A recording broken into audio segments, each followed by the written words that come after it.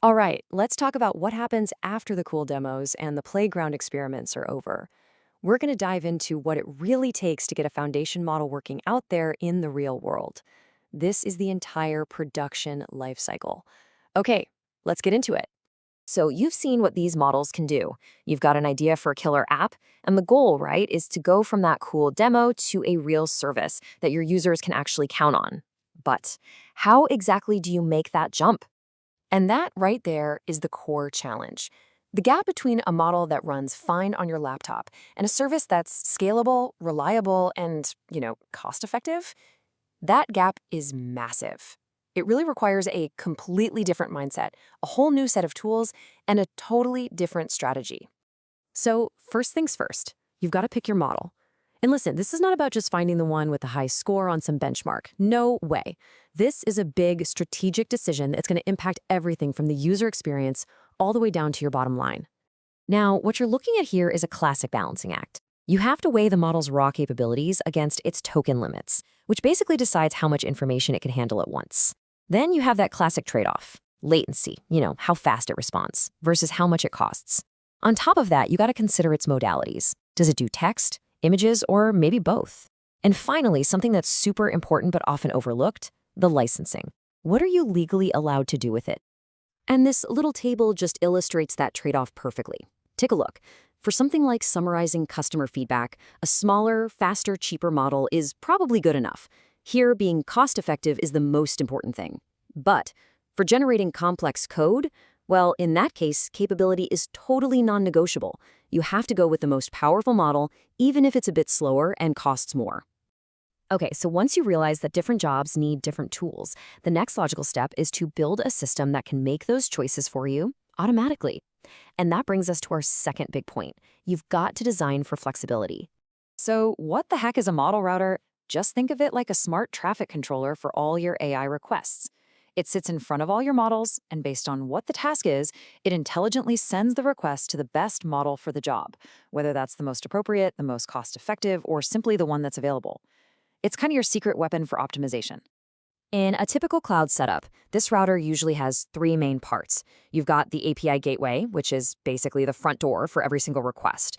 That request then triggers a Lambda function, and that's the brain of the whole operation.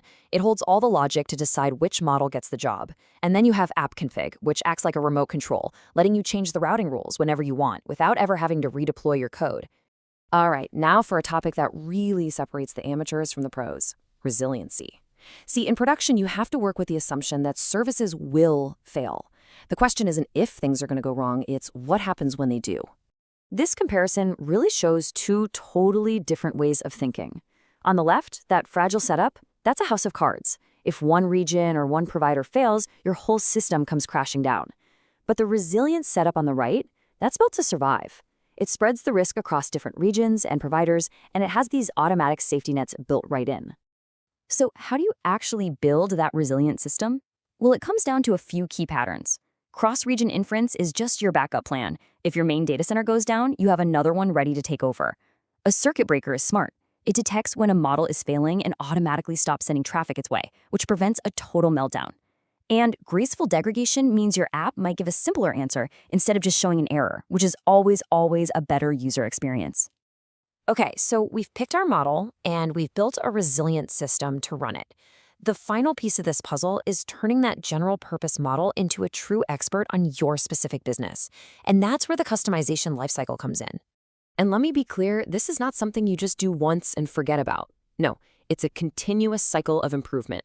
And you'll be using these modern, really efficient techniques like parameter efficient fine-tuning, or PEFT. You can think of these like small, smart adapters. LoRa is a super popular one that just plug into the main model. They let you teach it new things without having to retrain the whole giant model from scratch, which, trust me, saves you a ton of time and money. This whole life cycle needs to be a well-oiled machine. First, you train your model on your data. Second, you register it in a model registry, which is like giving it an official version number so you can track everything. Third, you deploy it. And fourth, and this is absolutely critical, you must have a rollback strategy. If that new version has a problem, you need to be able to instantly switch back to the old one that worked. So there you have it. That's the journey. from a promising model all the way to a robust production-grade service that's constantly evolving and getting better over time. So let's just quickly recap the big ideas here. 1. Choose the right tool for the job based on a whole bunch of factors, not just power. 2. Build a modeled router so you can stay flexible and aren't locked in. 3. Design your system to survive failure from day one. And 4. Treat customization like a disciplined, continuous process, just like any other software development. So, as we wrap this up, I'll just leave you with this question to chew on. When your model finally goes live, that's not the finish line, not even close. In a real production environment, that's just the beginning of its journey.